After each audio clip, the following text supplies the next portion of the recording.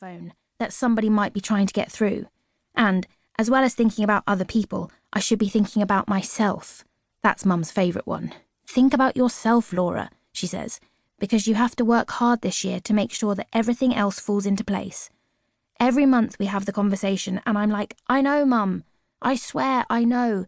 Doesn't mean I can't speak to my friends. And it doesn't mean I don't want to use the internet either. And it's that 0845 AOL number that's been the real cost these past few months. This month, the total at the bottom of the bill is huge. Biggest it's been. My hands shake. Shit. I hear a bang from downstairs. The front door, the slamming shut of it. Laura? My mother calls. Does she sound angry? I can't tell. The sound of her feet on the landing coming up the stairs. Walking so heavily that I'm sure it's because she wants me to hear her. I open the second drawer down and throw the envelope in, all the different bits of it. Pages and pages of numbers, like some awful spreadsheet. And when has a spreadsheet ever not been bad news? But the drawer jams, slightly, when I try to shut it, because it's so crammed full, so I have to really work it to get it closed, creeping my hand in, forcing the pages along, pushing them down.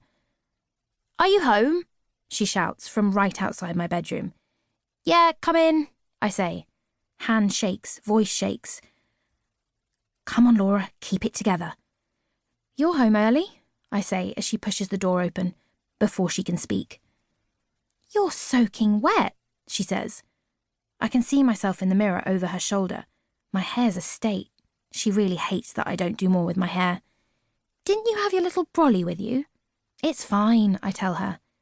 She looks past me, at what I see as order, but she sees as something entirely chaotic. And you keep this room so cold, she says, looking at my open window, an open window that she basically forces me to have because of her insane addiction to constantly on radiators. You'll catch your death. But that bit of caring is only a pretense, a prelude to what she really wants to say. You have to sort this heap out, you know. She scans the whole room, looking at every single bit of it, somehow in only a few seconds. Like her eyes are able to flick from mess to mess faster than any other humans can. Somehow inhuman. Fine, I reply. The desk is covered in electric leads and books and bits of schoolwork, and there are piles of clothes on the floor, and there's all this stuff blue tacked to the walls, which they warned me against, because you'll never get blue tack off, and it's us who'll end up having to scrape it off when you've gone to university, and on and on and on. They gave me the desk a couple of years back, after Paul salvaged it from his office. I got him to paint it black for me, because I was going through a phase, Mum says. I say I'm still going through it. There are bits where I've chipped the paint and there's the old cheap wood veneer poking through. Mum glances at my drawers. The tape drawer is open, boxes crammed in, tapes threatening to unspool under the pressure.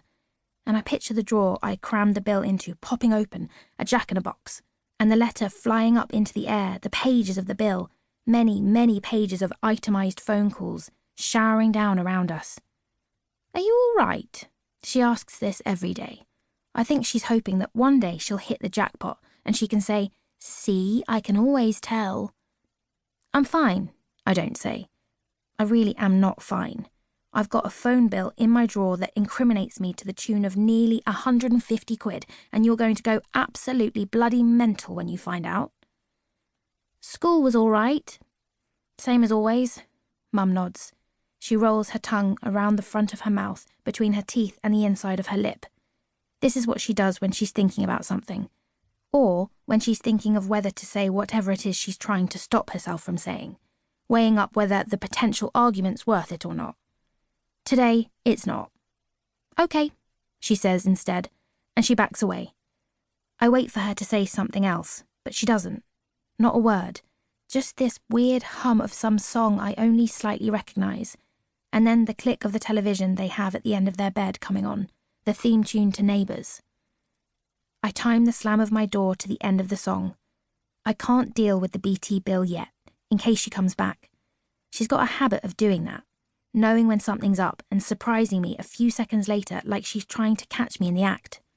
I take my clothes off, put them on the radiator, pull joggers on, a blue tones t-shirt I wouldn't really wear out of the house anymore. I turn on my computer and I think about